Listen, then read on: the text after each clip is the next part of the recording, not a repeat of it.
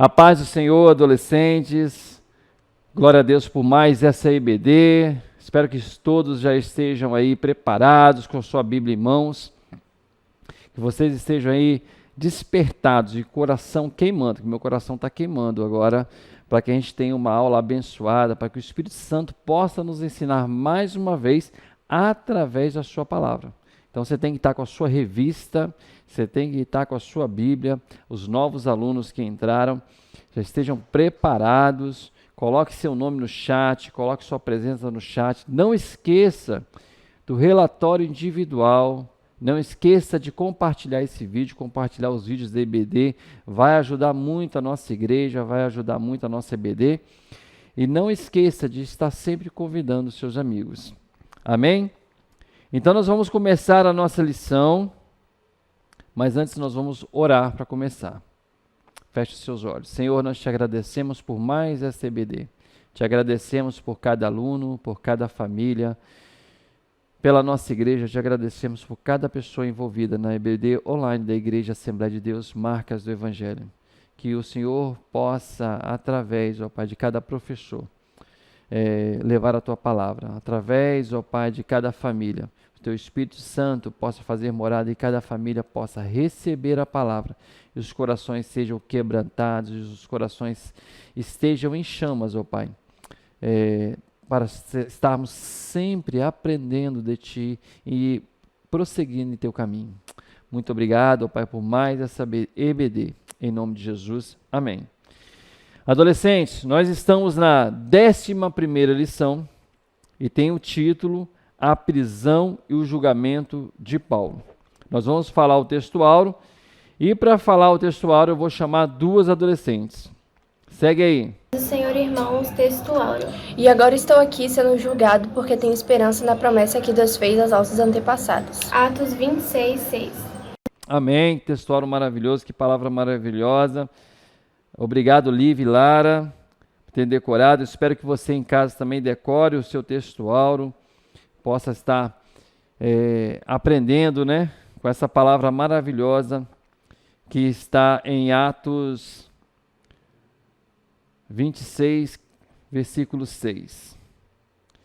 Então nós vamos começar a nosso primeiro tópico, que é a prisão em Jerusalém. Vamos começar.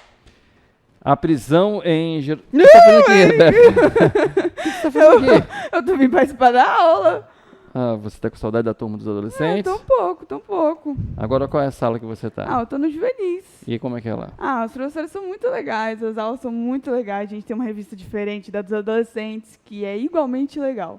A gente aprende muito lá, estamos sendo muito edificados. A EBD lá é bem legal lá? Muito Os legal. Professores? Também são muito legais. Ah, que legal. Então você quer participar com a gente da Quero, porque aqui aula? É muito bom também. Ah, que legal. Então eu vou falar aqui e fique preparado para fazer para responder as perguntas, porque Rebeca já passou pela sala dos adolescentes, então vai estar apta a responder algumas perguntas. Tudo bem? Tá bom, tudo bem. Então tá bom. Se não souber, não tem problema não. Então, adolescentes, vamos voltar aqui. Tomei um susto aqui que minha filha apareceu de repente, né? Coisas da Amanda, né? Mas, vamos lá. Nosso primeiro tópico, a prisão em Jerusalém. Então, Paulo, ele é preso em Jerusalém, né? Nós estamos ali em Atos capítulo 21, então vocês podem acompanhar do 33 em diante, mas vocês podem estar acompanhando também na revista.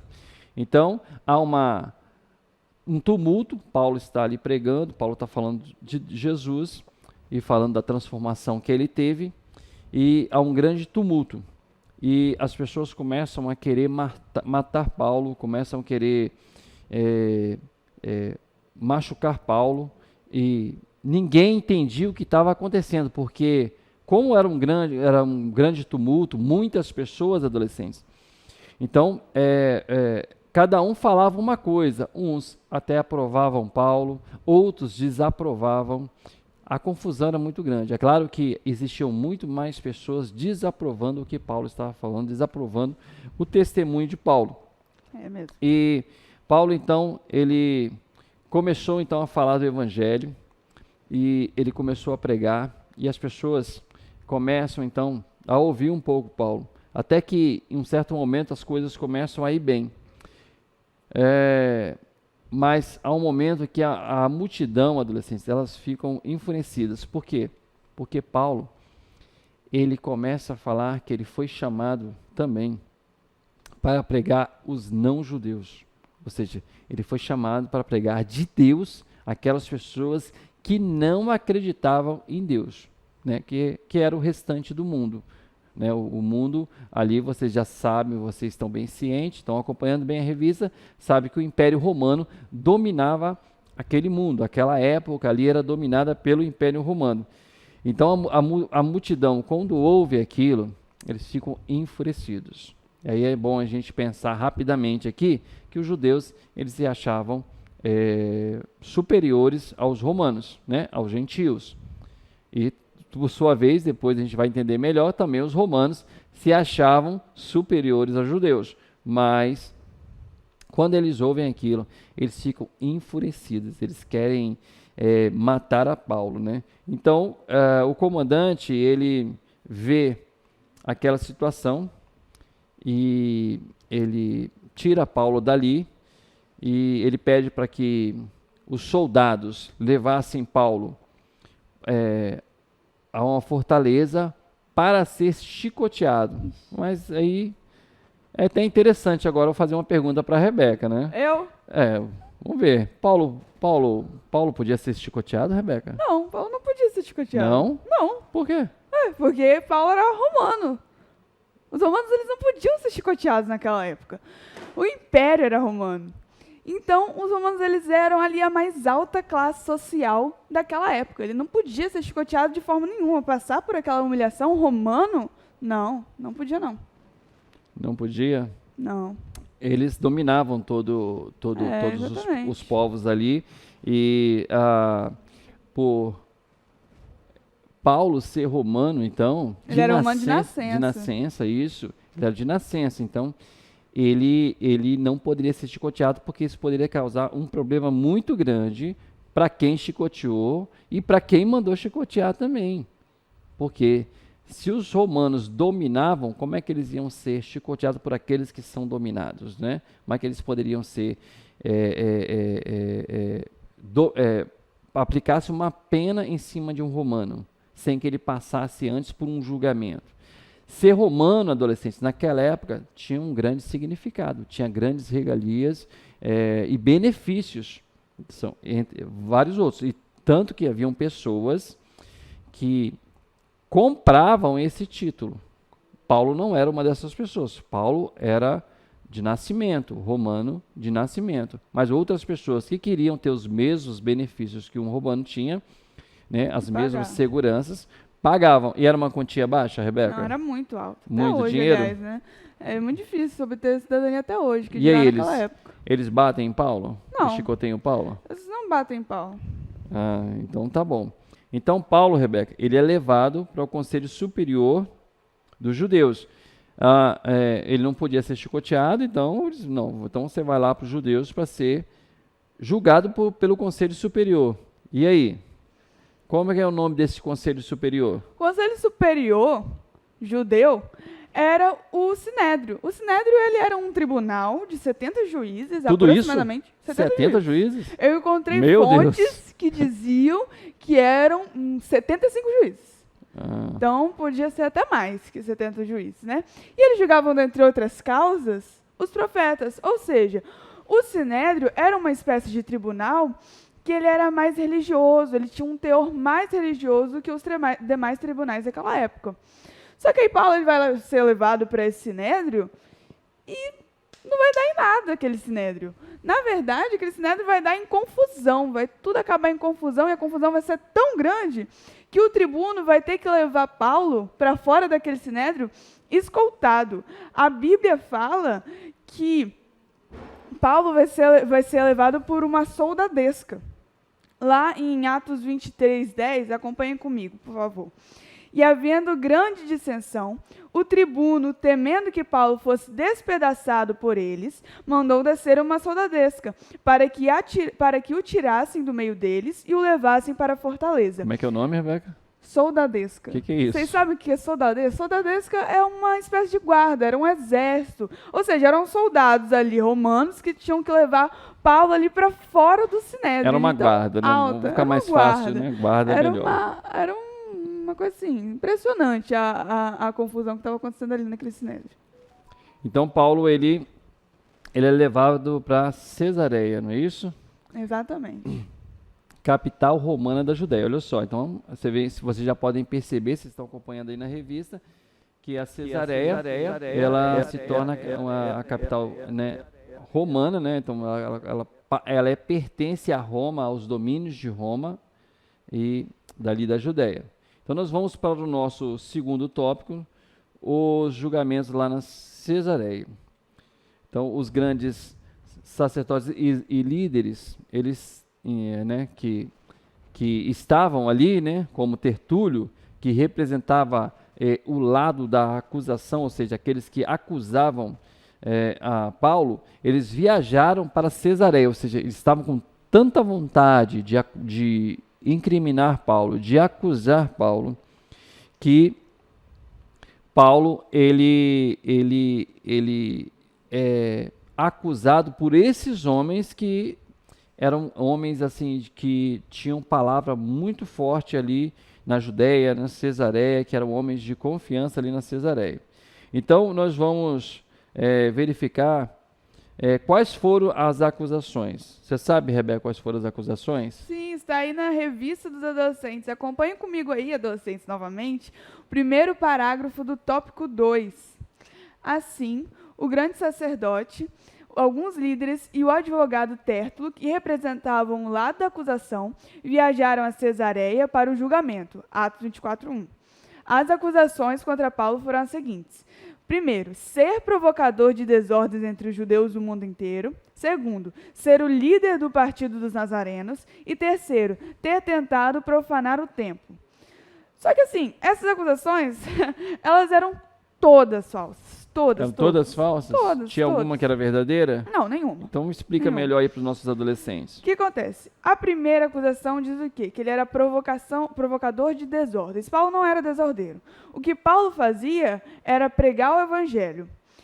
Aliás, coitado de Paulo, né? Ele mal havia chegado em Jerusalém, ele mal tinha falado com alguém lá em Jerusalém e já estava sendo acusado. Lá em Atos 24:12, ele afirma que não havia conversado com ninguém no templo, nem estava amotinando pessoas na cidade. Ou seja, Paulo, né, tinha chegado lá em Jerusalém, o pessoal olhou assim para Paulo, assim, não gostou, e foram acusar Paulo. Não gostaram dele? Não gostaram de Paulo. Os judeus não gostavam muito de Paulo, não.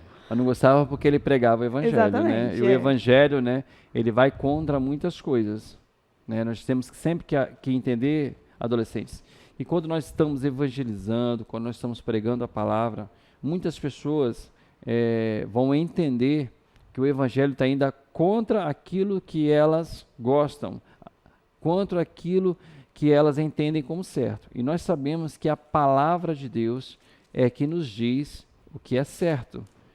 Exatamente. A palavra de Deus que nos direciona para o caminho. Não são ideias da nossa cabeça, não são ideias de homens. Nós já aprendemos que a palavra de Deus, ela é luz para o caminho do homem, ela é luz para o nosso caminho. Se nós andarmos em um caminho escuro e não tivermos nenhuma lanterna, nós vamos cair. Você já andou em algum caminho escuro e já deve ter percebido que é bem difícil. Já andou, Rebeca, em algum caminho escuro? Já tropecei, já caiu? Caí, já bati o dedo. Eu lembro.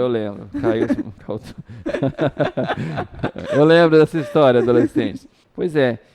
Então a palavra de Deus é a luz. E quando nós pregamos a palavra de Deus, as pessoas que não querem sair das trevas, elas estarão contra a luz que é a palavra.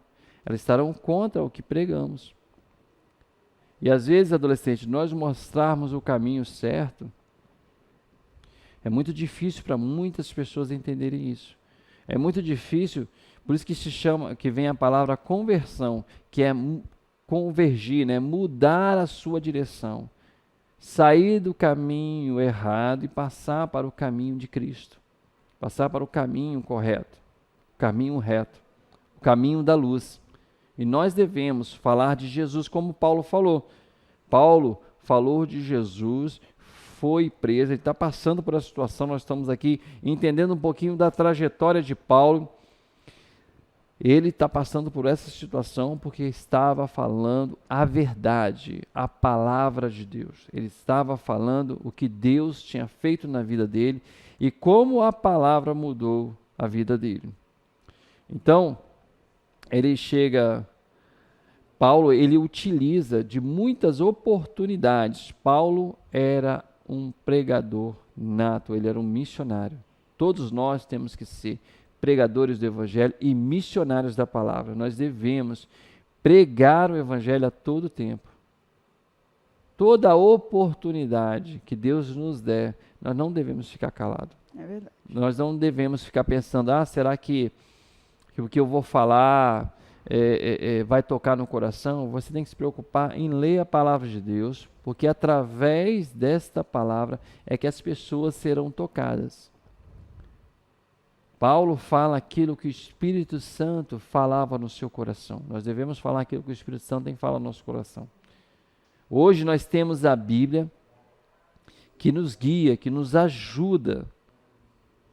Através dessa palavra aqui, através deste livro, irmãos, nós vamos falar em muitas vidas, muitos amigos nossos, muitos parentes nossos, que precisam ouvir, que precisam conhecer a Cristo. Eles precisam ouvir a palavra, e Deus tem levantado você e eu, você também, Rebeca, Eu também. para falar aos nossos amigos. Ele não vai levantar uma pessoa de outro país, de outro lugar. Ele vai levantar você. Você hoje é quem o Espírito Santo vai incomodar a falar do Evangelho aos seus amigos e parentes. Amém, adolescentes? Então nós vamos continuar. Paulo, ele é levado. Não, tem a segunda acusação ainda. Então tem que parar. Para um pouquinho, Amanda. Qual é? Que ele... Deixa eu ver aqui. Era o líder do Partido dos Nazarenos, e depois que ele profanou Teve o templo. acusação? Tá. Tem mais duas ainda. Então, peraí, vamos começar aqui. Vou começar agora, Amanda. Então ficou faltando ainda mais duas acusações, não é isso? Exatamente. Então quais são essas acusações? A segunda acusação, adolescentes, é que ele era líder do Partido dos Nazarenos. O que é o Partido dos Nazarenos, ou então seita dos Nazarenos? Essas expressões, elas eram usadas pelos judeus daquela época para se referir ao cristianismo. Porque até hoje muitos judeus enxergam o cristianismo como uma seita, como algo que não é verdade. Só que Paulo, na verdade, ele cria igual aos judeus, ele cria no Deus único e verdadeiro. A diferença é que ele acredita que ele acreditava, e nós também, hoje em dia, acreditamos que o Messias já veio. Ele é Jesus. O Messias é Jesus. E agora, quando ele vier à terra de novo, ele vai levar a sua igreja. E a terceira acusação, né? Nós temos mais uma acusação que os judeus fizeram contra Paulo, coitado. É muita acusação contra ele. Muita acusação, coitado. Fez nada. E nenhuma era verdade. Nenhuma era verdade. A terceira acusação era que Paulo havia profanado o templo. Só que a Bíblia relata que Paulo já estava... Não acredito, Paulo fez isso? Não, lógico que não. Paulo não profanou o templo. Quase que eu acreditei. A Bíblia falou que Paulo... ele foi encontrado no templo santificado. Ele já estava santificado no templo. E os judeus que foram lá ver Paulo, eles já tinham a intenção de ir lá acusar Paulo. Coitado de Paulo, não fez nada, o pessoal já estava perseguindo ele. Então eles puderam provar alguma coisa, Rebeca? Não puderam então nenhuma provar das nada. acusações tinha alguma testemunha? Eles Não conseguiram tinha nenhuma testemunha, adolescentes. Então Paulo, ele recebeu várias acusações, mas Paulo andava no caminho correto. Paulo, ele se santificava. Olha a atenção que nós temos que ter agora, adolescentes. Paulo se santificava ao Senhor. Então ninguém podia falar nada contra ele. Ninguém estava achando nada para acusá-lo. Se eles achassem, eles iriam acusar.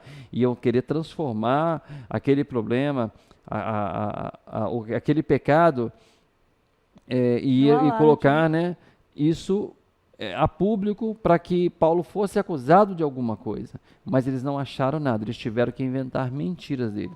Olha os benefícios, Paulo, adolescentes, de nos santificarmos, de buscarmos a Deus e entendermos as ordens do Senhor, entendermos o que a palavra tem nos dito, andar no caminho correto, fazer o que é correto, fazer o que é bom e agradável ao Senhor. Fazer a vontade de Deus nos traz a nós muitos benefícios, nos traz maravilhas, e eles não podiam. Então, ele vai a julgamento com Pôncio Fécio, né? Antes era Félix, né? Félix é substituído por Pôncio Festus, e algumas semanas se passaram, e Festus veio realizar um novo julgamento com Paulo.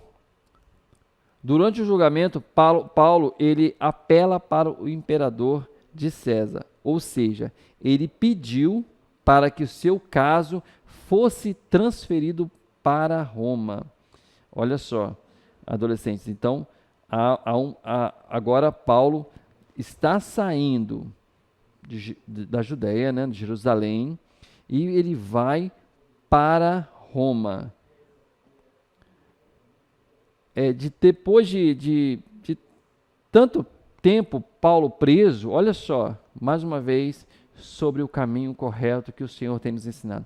Depois de tanto tempo preso, as autoridades romanas elas chegaram à conclusão de que Paulo era inocente. Você pode acompanhar na sua revista aí. No entanto, eles não podiam mais fazer nada por Paulo, mas também era a vontade de Deus, porque Paulo já havia apelado para César. Então, Paulo ele vai fazer uma viagem para Roma. E essa viagem, Roma não ficava perto, longe, né? Você imagine, né, adolescentes, uma viagem feita nas condições que eram feitas, nas condições de antes, né, nos navios antigos, né, Rebeca? Eram bem antigos, não eram navios com motores, não eram navios com tecnologia, com radar. Era o que tinha.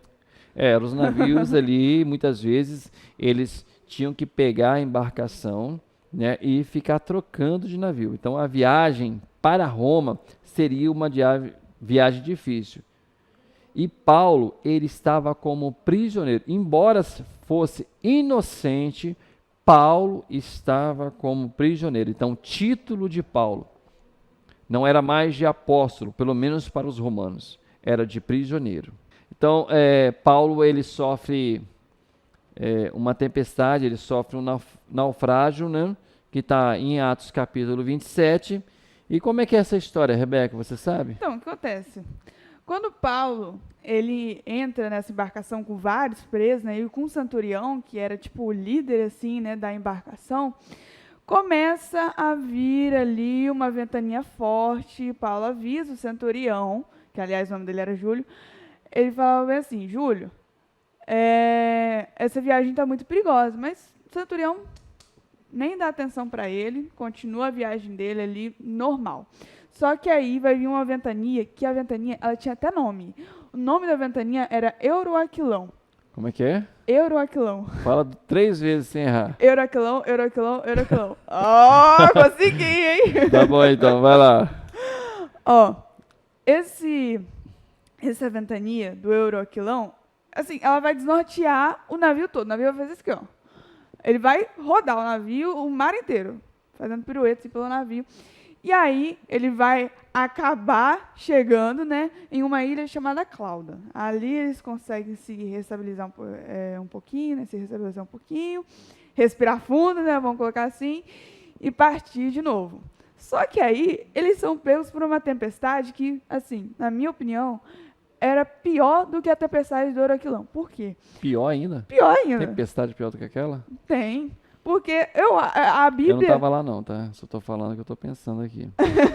A Bíblia relata que naquela tempestade não havia luz. Eles não conseguiam ver estrela, não conseguiam ver sol, não conseguiam ver nada. Não tinha nada de luz lá.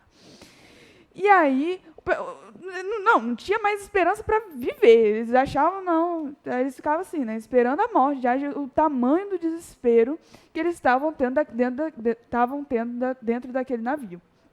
Só que aí, um anjo vem a Paulo e fala para Paulo que vai todo mundo sair vivo daquela situação. Mas o navio vai... Navio, não vai ter jeito, né? Navio foi. vai ter perdas, Navio, né? Vai ter perdas. Aí, financeiras, né? Não, mas as pessoas vão ficar vivas, né? Sim, Amém. sim. Quando Espero, né? Amém, amém. Quando eles finalmente conseguem sair daquela tempestade, eles conseguem chegar ali na ilha de Malta. E todo mundo saiu vivo daquela situação. Glória a Deus. Olha só como é que Deus faz, adolescentes. Deus fala, manda o anjo, fala com Paulo. Que muitas coisas, né? Eles vão perder o navio, eles vão perder ali bens, o capitão do navio vai perder bens, não quis ouvir a Paulo, vai perder, mas a vida deles vai ser poupada. Então a vida de todos foi poupada. E Paulo avisa eles. Então eles chegam numa ilha chamada Ilha de Malta. Lá Paulo, enquanto ele está ali se aquecendo, porque eles estão molhados, né, adolescentes, depois de ter nadado ali por um certo tempo, eles precisam se aquecer e Paulo começa a juntar gravetos, madeira para poder fazer uma fogueira. E Paulo, então, no meio daqueles gravetos, uma cobra pica ele. Mas, olha que interessante, Deus dá um livramento para Paulo. Paulo não é envenenado por aquela cobra. Então, Paulo, eles ficam ali por 3 meses na ilha de Malta. Os habitantes daquela ilha ajudam aqueles prisioneiros e depois de 3 meses, Paulo consegue chegar então firme em Roma. Ali, Paulo conseguiu permissão para aguardar o julgamento em uma prisão domiciliar. O que é uma prisão domiciliar, Rebeca? Prisão domiciliar é aquela prisão que você não fica preso em uma cadeia, necessariamente. Você fica preso na sua casa. No caso, não na casa de Paulo, né? Ele ficava preso em uma casa ali separada para ele. Mas, olha só, adolescentes, nós já até aprendemos isso, né, com o nosso pastor. Paulo, as pessoas viam em Paulo, né, Cristo, refletia em Paulo, Cristo era refletido através de Paulo. E Paulo, ele passa a ter benefícios que outros prisioneiros não tinham. Então, mas olha só, ele não se importava com isso, ele se importava em pregar o evangelho. Ele estava preso, acusado injustamente, sofreu naufrágio, sofreu acusações, sofreu humilhações. Quase foi chicoteado. Quase foi chicoteado nesse caso, mas em outros casos ele foi chicoteado sim. E Paulo, adolescentes, é terrível, assim, o poder de Deus, né, grandioso, maravilhoso, sobre a vida de Paulo, porque ele tem uma vida melhor do que muitos presos. Ele prega o evangelho. Em todo tempo ele passa a pregar. Então, nós sabemos que Paulo prega a guarda pretoriana, Paulo prega aos centuriões, Paulo prega aos soldados romanos, Paulo prega a carcereiros, Paulo prega a várias pessoas e a prisioneiros. E muitas vidas se convertiam a Cristo. Muitas e muitas vidas se convertiam a Cristo. Por quê? Porque Paulo em todo tempo, as pessoas viam nele Cristo. Como nós sempre falamos, né? Aqui neste livro maravilhoso, né? A Palavra de Deus, nós encontramos o livro de Atos que conta a história da igreja, e é neste livro também que nós vamos ver a expressão cristãos, porque cristão é aquele que se parece com Cristo. Quando as pessoas viam os cristãos, elas viam que aquelas pessoas se pareciam com o Cristo que elas pregavam. Então, Paulo, ele dá um grande exemplo para nossas vidas. O nosso testemunho em todo o tempo, o nosso testemunho cristão que irá levar muitas vidas a Cristo, através da nossa vida, através do nosso comportamento, através do nosso amor pelas almas e através também do nosso amor a Cristo, que as pessoas vão ver esperança e mudar as suas vidas. Nós estamos indo para agora o nosso final da nossa lição, o nosso terceiro tópico, o sistema legal romano. Né? Em Roma, eles usaram a principal preocupação dos romanos, que era manter a estabilidade do império, né? Culpando Paulo de desordem daquele sistema. Né? A desordem ela vinha da crença religiosa que era livre. Então, os romanos, o que eles faziam? Eles dominavam o povo, então, e ali eles estabeleciam algumas regras, porém, a religião daquele povo era preservada, eles não entravam, eles não mudavam a religião do povo, eles deixavam aquela região ser livre. E assim, desde aquela religião também, né, ou as religiões que ali aquele povo tinha, não provocassem desordem, confusão na sociedade, né? Confusão, rebelião. Os romanos, eles viam isso como um ato criminal. Então, as pessoas que causassem desordem na sociedade, confusão na sociedade, elas poderiam ser acusadas de um crime, né? E eram encarceradas e poderiam haver várias punições, né? Como exílio, trabalhos forçados nas minas, multas e até mesmo execuções. Então, Paulo estava sendo acusado em Roma, mais uma vez, de mais uma acusação de que ele não cometeu. Então, a prisão servia apenas para deter, né, naquela época, o acusado para interrogamento ao julgamento. Então, ele ficava ali preso por algum tempo e até que ele fosse julgado.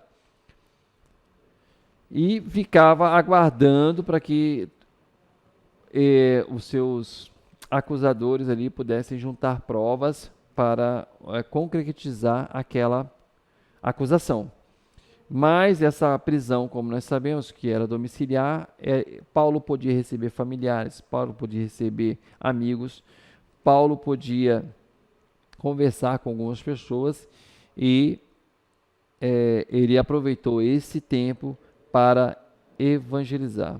Paulo ficou do ano 60 depois de Cristo e até o ano 62 depois de Cristo, sob a prisão domiciliar em Roma.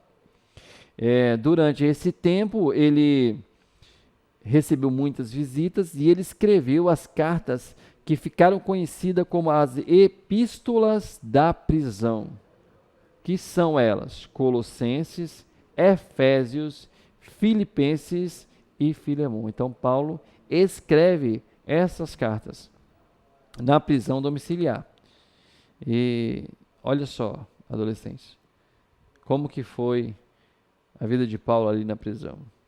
Uma vida que muitos poderiam dizer, ora, agora que Paulo está preso, o grande pregador dos gentios está preso, acabou o ministério de Paulo. Acabou tudo. Mas não acabou, né, Rebeca? Não acabou. Ele continuou, porque o coração dele queimava. O coração dele queimava pelas vidas, o coração dele queimava pelas almas que que precisavam ser salvas. E ele queria que as almas fossem salvas. Então, é importante a gente saber que muitas vezes nós planejamos como viver a nossa vida, mas nós precisamos colocar Cristo em todos os nossos planos. Você que é adolescente, você também, Rebeca, dos juvenis, os nossos jovens, vocês são jovens adolescentes que fazem parte da juventude da igreja. Coloque os planos de Cristo sempre nos seus planos. Porque é mais importante, adolescentes, cumprir a missão que Cristo tem nos dado, que é as boas novas, o Evangelho de Jesus. E levar aos povos, levar às pessoas a alegria da salvação. Amém, adolescentes? A nossa lição vai se encerrar agora. Obrigado, Rebeca, pela participação. Espero que vocês tenham gostado também da participação de Rebeca. Espero que vocês tenham gostado da revista, realmente dessa lição, né, da nossa revista que está chegando aqui agora. Depois dessa, nós teremos só mais 2 lições. E vocês estejam preparados aí, estejam sempre pedindo a Deus, Senhor, que meu coração queime igual o coração de Paulo queimava pelas vidas. Que meu coração seja um coração que esteja buscando a Ti. E que o Espírito Santo possa morar no meu coração. Que você possa, adolescente, fazer esta oração nessa manhã. Tá? Para que as vidas possam chegar a Cristo através de vocês. Amém, adolescentes? Rebeca, você pode orar para encerrar? Antes de orar, nós vamos separar esse tempo aqui, esse finalzinho aqui, para que a gente possa ofertar a casa do Senhor. Vai aparecer no canto aí embaixo na tela, o Pix, o PicPay, a conta da igreja. Vocês podem estar ofertando. Você que é nosso visitante, quiser conhecer a nossa igreja, nós somos a da Assembleia de Deus Marcas do Evangelho, ficamos aqui em Campo Grande. Nós estamos aqui na antiga fábrica do couro.